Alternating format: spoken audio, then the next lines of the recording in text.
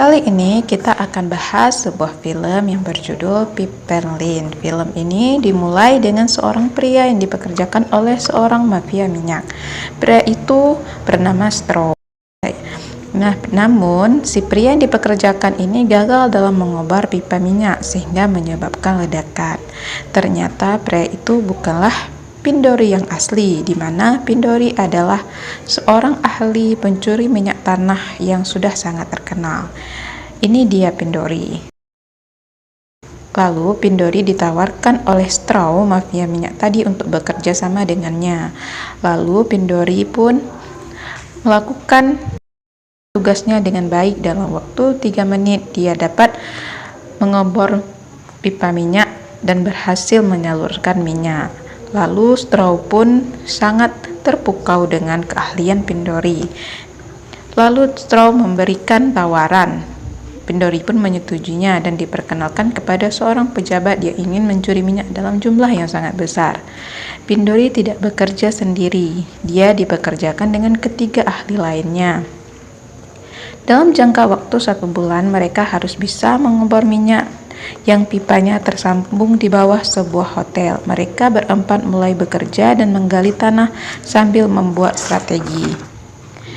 Ketika sedang melakukan pekerjaan, terowongan mereka gali pun runtuh, menyebabkan 2 orang temannya tertimbun. Salah seorang dari antaranya yang bernama Kepalana pun berusaha untuk menggali dan untungnya mereka selamat. Pada hari lainnya, Kepalana ingin keluar karena ingin membayar biaya rumah sakit istrinya yang sedang sakit. Sedangkan jika ada yang keluar maka kontrak pun batal. Mereka pun keluar diam-diam melalui saluran air.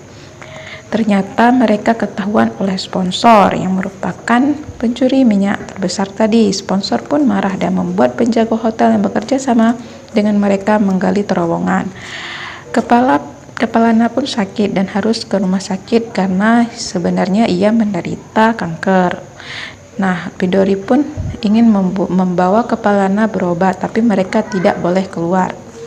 Sponsor pun dan semua anak buahnya datang dan perkelahian pun terjadi yang menyebabkan Kepalanya terbunuh. Pindori sangat marah dan dia menyadari dia bekerja sama dengan seorang yang sangat serakah.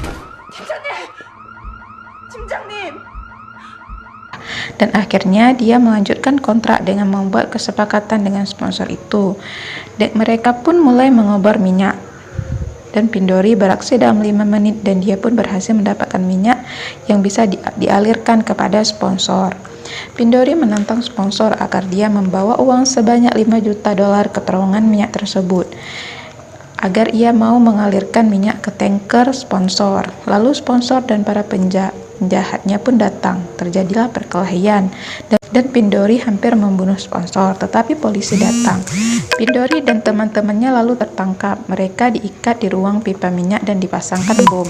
Dan sponsor berencana meledakkan tangki berbesar minyaknya agar minyak cadangan hanya tersisa padanya saja sehingga dia dapat meraup untung yang sangat besar. Pindori pun marah. Sponsor ini sangat rakus. Mereka pun dipasangkan bom. Lalu Pindori menjauhkan bomnya dan melompat ke air. Tangki minyak pun meledak dan terjadi ledakan yang mengeluarkan begitu banyak air. Ternyata Pindori mengelabui sponsor. Ia mengalirkan air ke tangki dan menutup katup minyak. Lalu mereka semua ditangkap dan ditahan oleh polisi. Beberapa tahun kemudian, setelah mereka bebas, Pindori dan ketiga temannya masih bekerja sama. Dan kali ini apa yang akan mereka lakukan?